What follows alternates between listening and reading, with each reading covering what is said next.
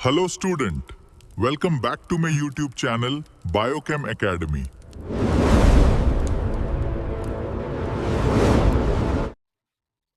तो ये बन के हमारा क्या होगा, तैयार होगा, जिसमें आपका सबसे पहली चीज सोडियम हाइड्रोक्साइड, ठीक है, और फिर उसके बाद 2Hg और प्लस H2 के रूप में हमें क्या होगा, ये प्राप्त होगा। ठीक, अगर हम लोग सोडियम के स्थान पर Hg कैथोड का प्रयोग करते हैं तब। ठीक है, ध्यान रखिएगा इसको।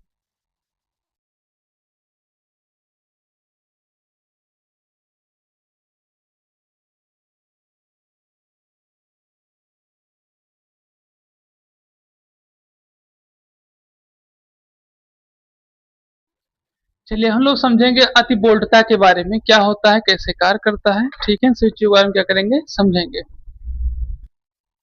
तो इसमें बताया था होता क्या, अतिबोल्टता क्या होती है, इसका हम लोग जानेंगे। ठीक है, इसको आप ऐसे पहले समझ लिए, फिर इसको हम लिखा दे रहे हैं। देखिए, अतिबोल्टता वो होती है, जैसे आप इसे समझिए कि जब विद्युत अवघटन की प्रक्रिया होती है, ठीक है, तो जब विद्युत अवघटन की प्रक्रिया होगी, आपको विद्युत अवघटन की प्रक्रिया से पहले एक उदाहरण देकर आपको बताएं। जैसे आपने देखा होगा कि अभी आप जब ग्लास में, ठीक है, कोई भी सॉफ्ट ड्रिंक या सॉफ्ट कहें कोल्ड ड्रिंक, ठीक है, कोई भी कोल्ड ड्रिंक आप जब निकालते हैं ग्लास में, अगर आप उसको थोड़ी ऊंचाई से निकालें, मतलब थोड़ी ऊंचाई से गिराएं, तो आप देखेंगे कि ग्लास तो पूरा भर जाएगा, लेकिन जो उसके अंदर बबल्स होंगे वो धीरे धीरे नीचे बैठने, बबल्स हो जाएंगे ज्यादा मात्रा में। और आपको ले एक गिलास भरा, लेकिन जो धीरे धीरे नीचे बैठ जाए तो गिलास का भी आधा हो जाता है। जो गिलास आपका पूरा भरा हुआ था, क्योंकि बबल्स थे, अब बबल्स जैसे जैसे खत्म होने लगे, जैसे गिलास क्या होगा, आधा भी नहीं भरा उससे ही कम है, होता ऐसा नहीं होता है।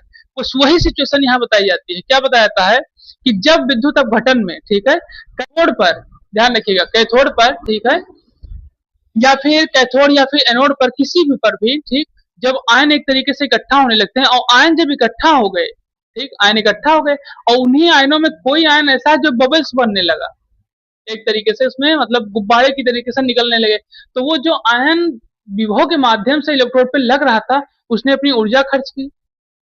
जैसे इस तरीके से आप समझिए कि जैसे मान लीजिए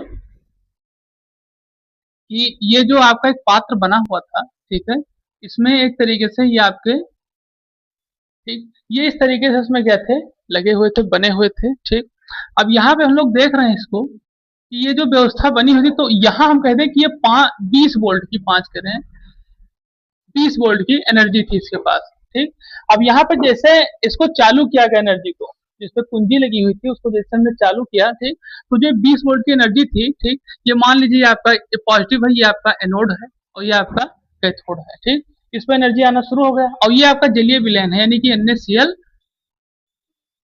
का जलीय विलयन है।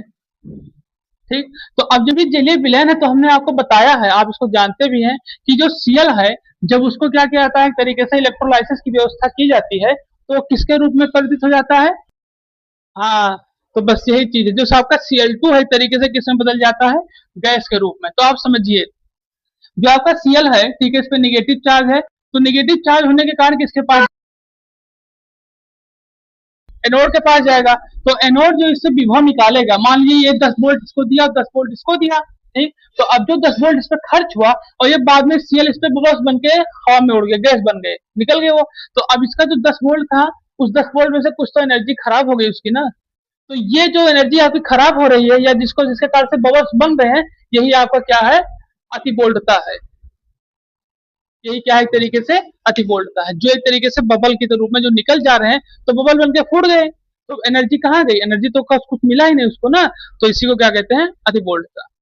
और इसी के कारण से जले विलयन में ओवर वोल्टेज होने लगता है, क्योंकि अब वो जो एनर्जी एक तरीके से बॉल्स बन गए, तो जो एनर्जी उसमें बे की थी, वो एनर्जी कहाँ गई, वही आपकी अतिबोल्टता के तरीके से हमें देखने को मिलती है। कुछ आया समझ में, नहीं आया, बस अब इसको लिख लीजिए एक लाइन में। चलिए।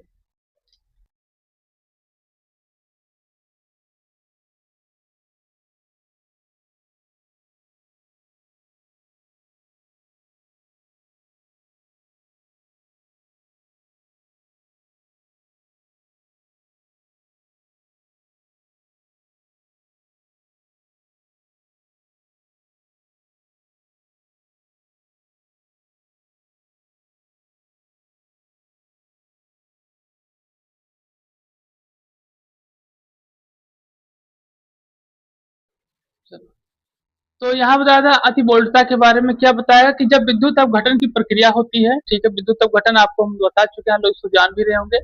तो विद्युत अपघटन के दौरान कैथोड या एनोड पर धातु आयनों का जमा होने के लिए वोल्टेज की आवश्यकता लगभग क्या होती है, एक मानक इलेक्ट्रोड विभव की होती है, एक तरीके से समान होती है। ठीक।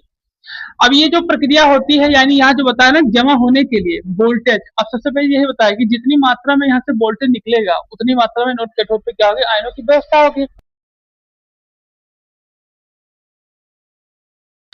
कि अगर आयन यहाँ से मान लीजिए ज्यादा मात्रा में, मतलब इस तरीके से अनुपात में कार्य करेंगे, ठीक है, अनुपात में कार्य करेंगे कि अगर मान लीजिए इतना आपने आयन जलीय विलयन का प्रयोग किया है उतनी मात्रा में आपको वोल्टेज भी देना पड़ेगा।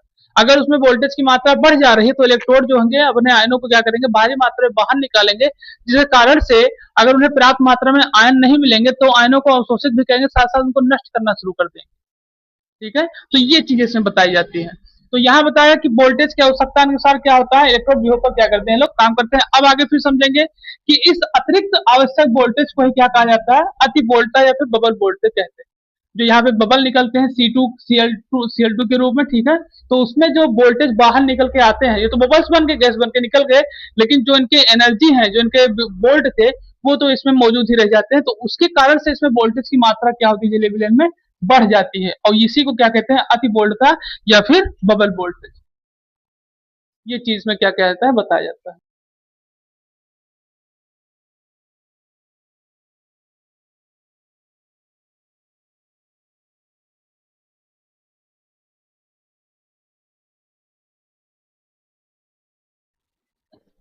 चलिए लिखिए, विद्युत अपघटन के उपयोग में हम लोग जानेंगे क्या क्या करता है ये। लिखिए,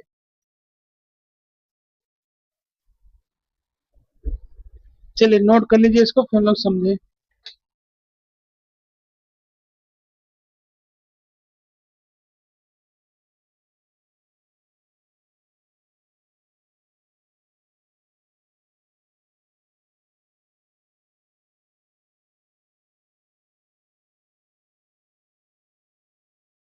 चलो, तो हम लोग जानेंगे विद्युत अपघटन के उपयोग के बारे में। क्या बताया जा रहा है कि ये धातु का एक तरीके से क्या करता है, संक्षारण से बचाता है। ठीक है, आप लोगों ने हाई स्कूल में संक्षारण की प्रक्रिया पढ़ी होगी।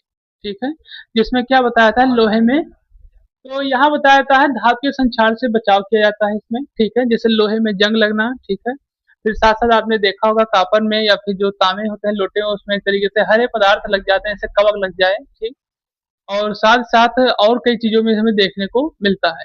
इसी तरीके से आपने देखा होगा, ये जैसे धातु के बचाव में आता है, उसी तरीके से आपने विकृति गंधिका के बारे में पढ़ा होगा। ठीक है, हाँ, जिसमें वसायुक्त में अगर नमी लग जाती है तो भी खराब होने लगता है, इसलिए उसमें क्या किया था, पैकेटों में कौन सी गैस भरी जाती है, नाइट्रोजन गैस भरी जाती है, जिसके कारण से क्या होता है, अच्छे समय तक टिका रहता है।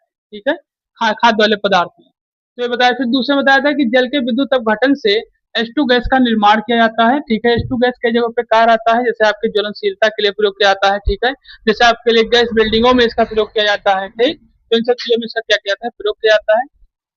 फिर उसके बाद में भारी जल के निर्माण में इसका प्रयोग किया जाता है। भारी जल का जो सूत्र होता है D2O होता है। ठीक है, इसके निर्माण में इसका प्रयोग किया जाता है। इसका निर्माण इसलिए किया जाता है क्योंकि ये नाभिकीय विखंडन में बहुत भारी मात्रा में इसका उपयोग होता है। ठीक, फिर उसके साथ साथ इसका विद्युत लेपन में प्रयोग किया जाता है। विद्युत लेपन एक ऐसी व्यवस्था है जिससे क्या किया जाए, किसी चीज को किसी से जोड़ा जाता है, जैसे अगर रेलवे क्रॉसिंग को किसी तरीके से जोड़ा जाता है तो उसमें मोर्चा ना लगे, इस कार से इसका क्या कहता है, विद्युत लेपन किया जाता है। ठीक, जैसे जो दो पट्टियों को जोड़ते हैं बीच में, तो उसमें जोड़ने के बाद में इसका लेप कर दिया जाता है, इससे कार से उसमें जंग नहीं लगती। ठीक, फिर आगे बताया था कि कम क्रियाशील धातुओं में भी इसका प्रयोग किया जाता है, और किसके लिए, उनके शोध के लिए, जैसे एजी हो गया। ठीक है, एजी मतलब क्या होता है, तो यहाँ दिया गया आपका एजी और पीवी के रूप में इसका शोध किया जाता है। ठीक है, जिसमें आपने देखा होगा एजी आपका बताया जा रहा है किसके बारे में, सिल्वर के बारे में, और साथ साथ इसमें बताया जा रहा है पीवी यानी कि लेड के बारे में। ठीक है, तो इनका क्या किया जाता है, इस तरीके से शोध किया जाता है। आपने देखा होगा चांदी लंबे समय तक अगर पहने रखो तो काली पड़ने लगती है। ठीक है, तो उसके भी इसका क्या जाता है, विद्युत लेपन की प्रक्रिया के माध्यम से इसको सफाई की जाती है, क्योंकि उसके जो पार्टिकल होते हैं उसके अंदर जो गंदगी भरी रहती है उसको क्या किया जाता है, इस तरीके से साफ किया जाता है। तो इसके शोध में भी इसका क्या होता है, प्रयोग होता है। ठीक है, तो ये हो गया आपका विद्युत अपघटन। और इसके बाद हम लोगों का जो अगला टॉपिक है फैराडे के विद्युत अपघटन के नियम के बारे में। ठीक, हाँ, तो इसको आप नोट कर लीजिए, फिर हम लोग आगे बढ़े। कुछ पूछना हो तो बताइए।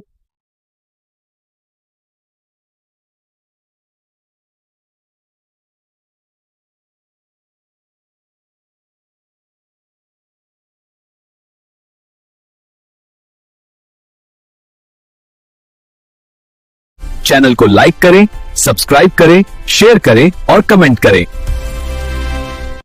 The top important concept is coming up next. Subscribe now to the Biochem Academy. Don't miss it.